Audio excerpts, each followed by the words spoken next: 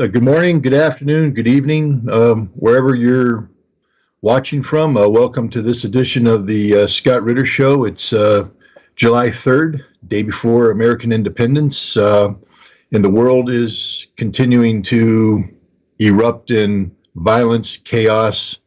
Who do you believe? We turn on the TV, we watch media anchors read scripts that are written by people who aren't experts, who are repeating that which they are told by government officials. And oftentimes it's the government officials that we have to rely upon to give us information. And, we elect these people for the most part, and we'd like to trust them. But it turns out oftentimes that what they tell us in public and what they believe in private are two totally different things.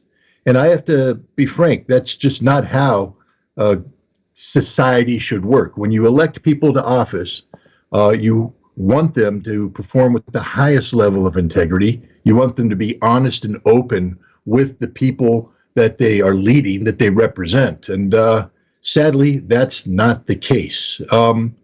Fortunately, today, we're going to be able to talk about this phenomena, about the dishonest politician, with two people who are just extraordinarily adept at exposing the duplicity of elected officials. And that is, of course, the famous duo of Vovan and Lexus, notorious Russian pranksters who join us today. And I was a little nervous whether or not you were going to come. I thought maybe I'm being pranked. But here you are. Welcome. Thank you very much. For the benefit of the audience, could you introduce yourselves? I mean, you're well known, especially in Russia, and increasingly in the West, but there might be some people out there that don't know who you are, what you do, and most importantly, why you do it. So the floor is yours.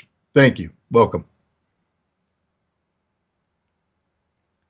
Thank you for the invitation. As you see, we're physically in the workshop. It's not a deep fake. How can we characterize ourselves? It's a new genre which was created by us as a genre, as a journalist and prank. Before that, we didn't see that genre, and prank was considered to be something of entertainment, something of fun. It was not associated with something serious, with what could reveal such very harsh points in the society. So what are we doing? We introduce ourselves as other famous people, and we call different politicians, musicians, actors who are real influencers on the society, and we're trying to get to the truth and to reveal very important facts, first-hand facts, but not what they usually say in public. As a rule, usually these are politicians of high level, presidents, ministers, and so on and so forth. It's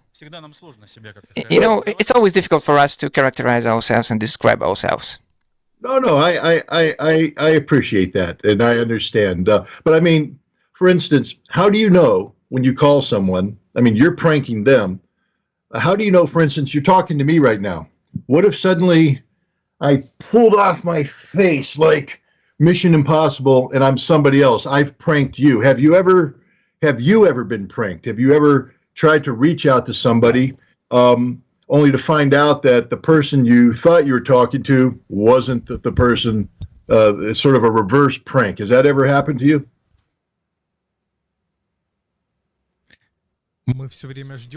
We're always waiting that it is yet to happen, but it has never been like that. It's very difficult to implement. To do that, you need to prepare quite seriously to prank against us. Just you need to understand that first you need to suspect that we are trying to get in touch with a person, and secondly, to implement things like that makes no sense. So why does a person need to prank us when he will try to just stop all the contacts with us. That's like it is the case when such a conversation is being arranged. So we haven't been pranked yet. Well, that's too bad, because that would be interesting to see if that happened. But in all seriousness, Нам тоже интересно. Seem to see that as well. You have made contact with some very high-level people, some very important people. And to be frank, if I tried to make contact with them, I wouldn't even know how to begin to connect. And yet you plug right in there, you get there. I know you don't want to give away too much of the secrets of the trade, how you do your work, but how much research is involved in pranking somebody?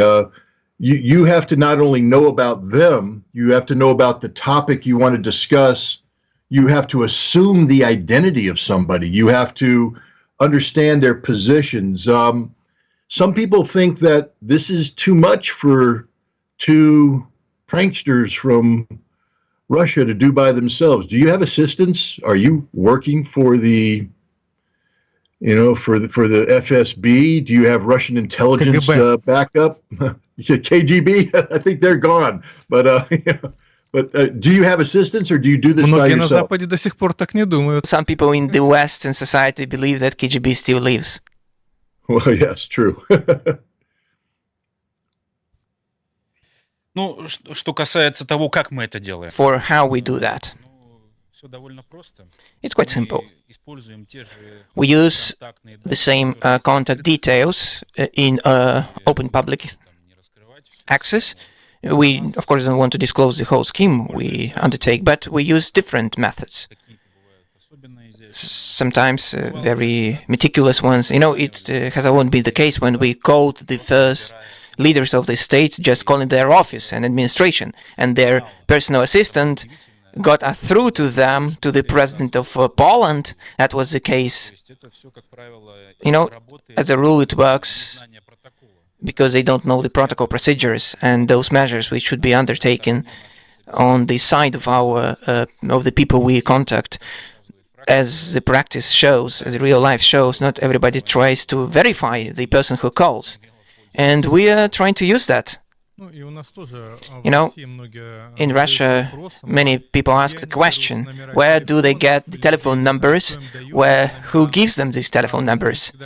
But we always tell them, I'm sorry, but we don't need direct telephone numbers in most cases.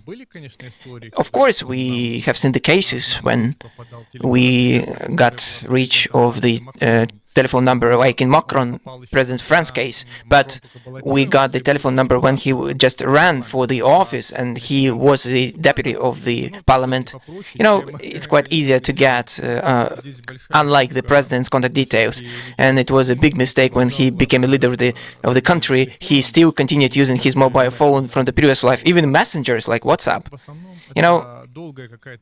It's a long chat. For example, usual scheme of ours looks like a real politician would like to contact and communicate with a colleague without having direct contact details. A personal telephone number, for instance, and using the contact details of the office, or just chat with the personal assistant, and so on and so forth. Sometimes we have very complicated schemes. That's what we like. When we prank one person, one politician, and then there was a case with François Hollande, and after the prank, he continued to believe that he really had talked to the former president of Ukraine, Mr. Poroshenko, and he got in touch with us.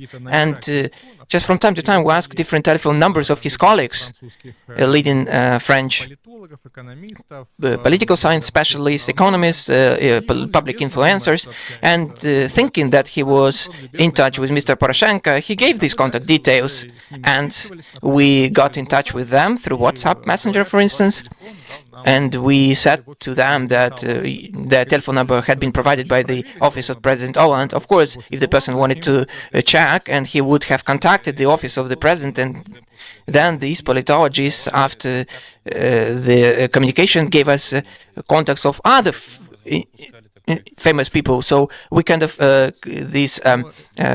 started this very pervasive and penetrating scheme. Sometimes it takes a long time. If we look at 2020, when we called many politicians and actors on the behalf of Greta Thunberg, who was very famous at that time, who just addressed the UN and other organizations like that. And we managed over the 6 months to talk to 20 different politicians and famous people, starting with American celebrities to the Prime Minister and Harry Prince, this legendary talk and prank. You know, the main thing is to choose the person to talk to. We would like to introduce ourselves for the people we talk to would be interested in talking to such a person, and this person would believe it would be interesting. Like in 2020, it was Greta Thunberg. A year ago, Zelensky was very popular. A year and a half ago, we called on behalf of the Russian opposition. You know, right now we're using Greta Thunberg, 90%, 95% of those people would like to talk to. Maybe we did 2 or 3 years ago wouldn't like to talk to her because she's not famous anymore. She's not hype anymore. So and other people who we just introduce ourselves, and that would be very beneficial. I mean, this is fascinating. It's entertaining, but it's more than that. I mean, maybe you don't understand how much more than that it is. You know, right now in England, they have Julian Assange in prison, and he was imprisoned for exposing uncomfortable truths. Exposing details that governments didn't want revealed. You're doing the same thing. I mean, you do it through a prank, through humor, but sometimes the implications of what you reveal show the lies, show the deception, show the absolute lack of a moral compass on the part of the people that you speak to, who proudly proclaim to be one thing in public, but when you prank them, they expose who they really are. Do you guys sometimes sit back and reflect on not the humor of what you're doing, but the gravity of what you're doing, the importance of what you're doing? You know, in fact, there is a social function as well. That's what we reveal. In fact, so many people thought about that, but we get just proof from the first-hand source from such serious things. It's our talk to all the signatories to the Minsk Accords, Minsk Agreements this year. So we talked to Ms. Merkel, we talked to François Hollande, and we talked to the President of Ukraine, Poroshenko. All three people claimed that signing the Minsk Agreements, they did that to give Ukraine some room and some time to increase their military capacity, and they were sure that the military conflict would happen. Definitely, that was the case. And another interesting thing is a talk to George Bush Jr., who was reluctant to say on agreements by his father and Mr. Gorbachev, when he believed that this promise not to expand NATO did exist, but we shouldn't remember about that right now because it was a thing of the past. And, you know, some things of historical nature, that's what we are trying to touch upon in our talks and our pranks, and to talk to the people who had impact on the global history. That's what we're interested in personally. So to a particular extent, we touch this process, we touch these things which happened before. Before that, we read about these things in the history books, but right now you are able to ask the person you talk to about the reasons and implications of particular processes. As for our reflection on some things, we do understand that it's not humor, it's not fun. if it were the case, we would talk to only celebrities, we would just make fun pranks, and there would be no social benefit, no social load. But the politicians should be accountable to their people, they are elected by, and the prank is not something bad.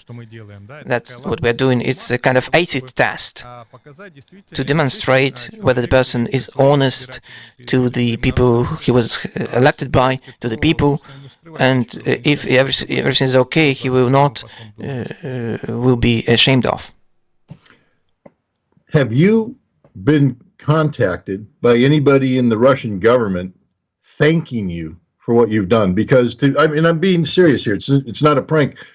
The exposure of the duplicity of Hollande, of Merkel, of Poroshenko about Minsk is one of the more momentous revelations that have taken place in the last year, because it undercuts the legitimacy of everything that NATO, the West, and Ukraine has been using to support their contention that Russia is the aggressor. This shows that the West, that Ukraine never had any intention of a peaceful resolution, that they were always seeking war. This is huge. This is on a scope and scale that is beyond imagination. If somebody in the Russian intelligence service had uncovered this intelligence, I would imagine they'd be meeting Russian President Vladimir Putin in the Kremlin and being awarded a gold star. Are there gold stars in your future?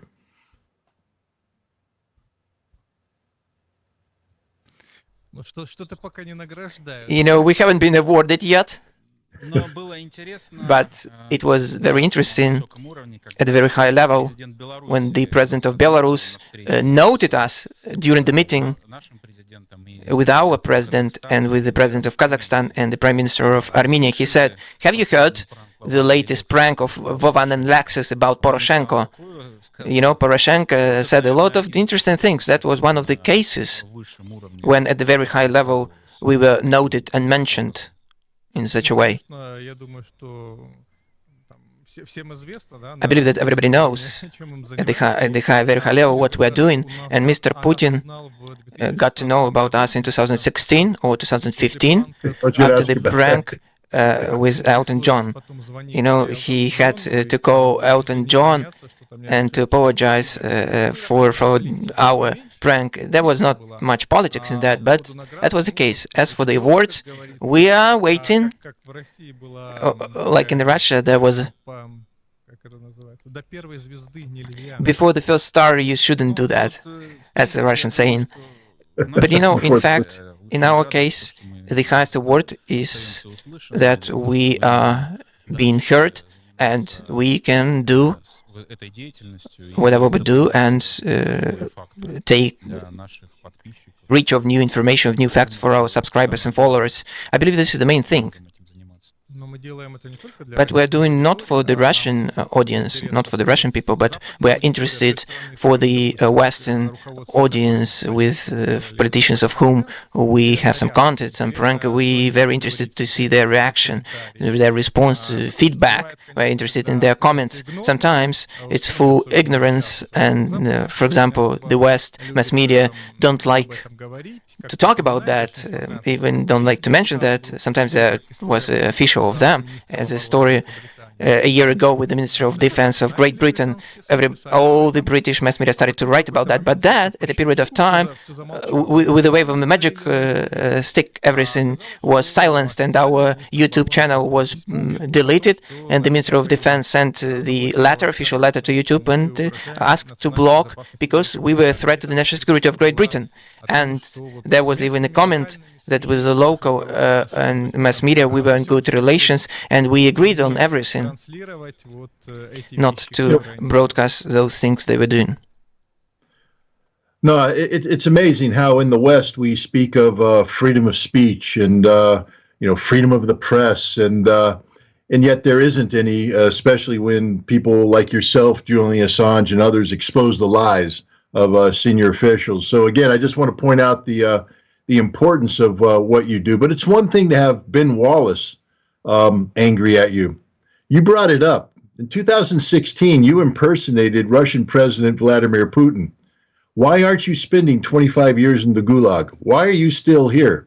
How did he respond to you imitating him? Because I would imagine that's not something that a leader like Vladimir Putin would actively encourage. Did he take it with good humor? Did he contact you?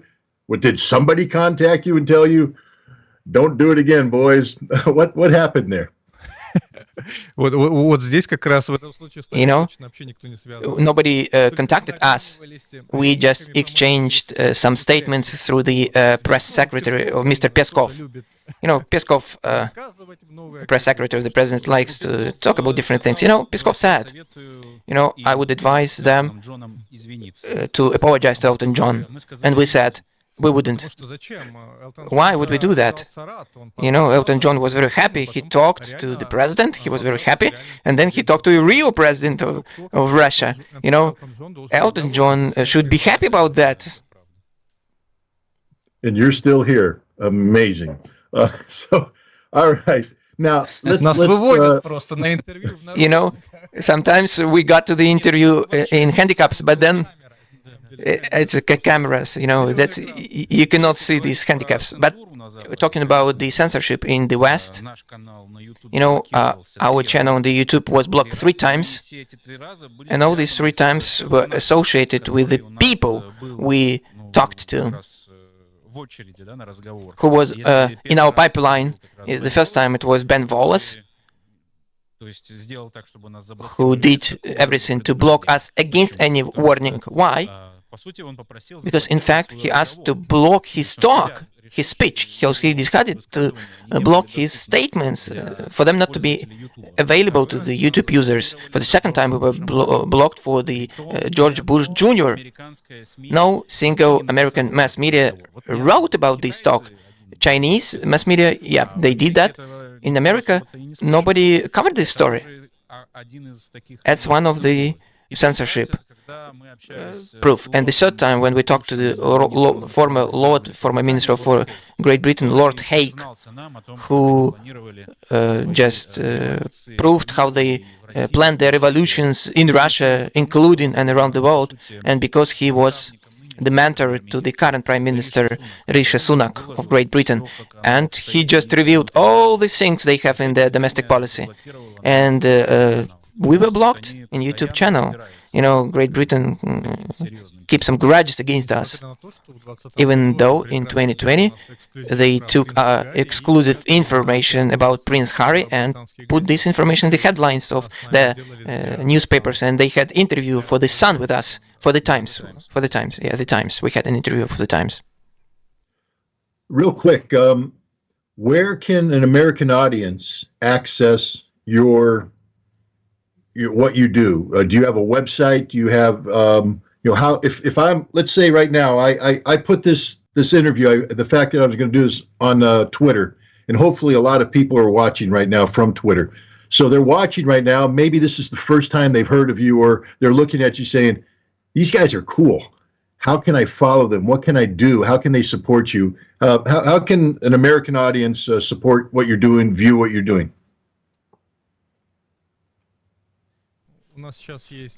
Right now we have a channel on such a platform, Canadian platform, Rumble. We haven't been blocked there yet. We started to send and upload content several months ago without Russian subtitles, original content in English. We haven't uploaded yet everything, but some things that we have done this year, and we'll be trying to upload as far as possible of our previous years. Sometimes you can see some things on YouTube yet, but not many things actually. They don't know whether it is comfortable for the American or the foreign audience, because they keep on saying that in many countries Russian platform YouTube is blocked. It wouldn't be very comfortable for English speaking because everything is in Russian, but Rumble, this Canadian platform, look for Vovan and Lexus, just put it in the search engine. We are on Twitter, So you can just put our names in Twitter and follow us. We have very good audience in Twitter. We actually were proliferated through our talk with Holland and the governor of the Federal Reserve System. This was very popular, and the governor of the European Central Bank. Pranks with them were very popular in Twitter, and in our comments we saw Elon Musk in Holland, and he just commented asking, "Is it really truth?" So follow us on Twitter and Rumble. And for those who use Telegram channels, we have our Telegram channel with all the news feed about us as well. Russia Calling, this is our Telegram channel name. Or you can just put Vovan and Alexis names. Google will show you. Google is still working in Russia, so it will show you everything. We need to get you a TV special in America because you guys are awesome. But here's your pitch. Let's say we've got all the American TV executives watching right now. I have to be honest, I don't have that kind of connection, but let's just say we had it. And now they say, give me your top three. Right now, the top three political hit jobs that you did. If you had to pick the top three pranks to sell your product, what would they be? For the US, it's George Bush Jr. Definitely. We had the leader of the majority of the Republicans, Mitch McConnell. We had prank with him. Lindsey Graham as well. Lindsey Graham two times. We строили prank Lindsey Graham, and the famous story, which was even retweeted when Donald Trump was the president, the famous prank with the head of the committee on the intelligence or in the Congress, Adam Schiff. It was a prank when we talked to him, a crazy scheme. How Russian financed Donald Trump, his election campaign, how he was recruited in Russia using the dirty file against of sexual nature, and that's why he was blackmailed, and he got the information, and he used and sent this information to FBI, and he revealed that, and Donald Trump said, look at how this person can conduct investigation if he believed in such nonsense, in prank. We had also the Minister of Energy, Rick Perry. A very funny story. He talked to us about the prices they were going to send and deliver coal to Ukraine. Those prices were 3 or 4 times higher compared with the prices they had before. And then we talk about the audit of the fuel, biofuel, using just biochemicals and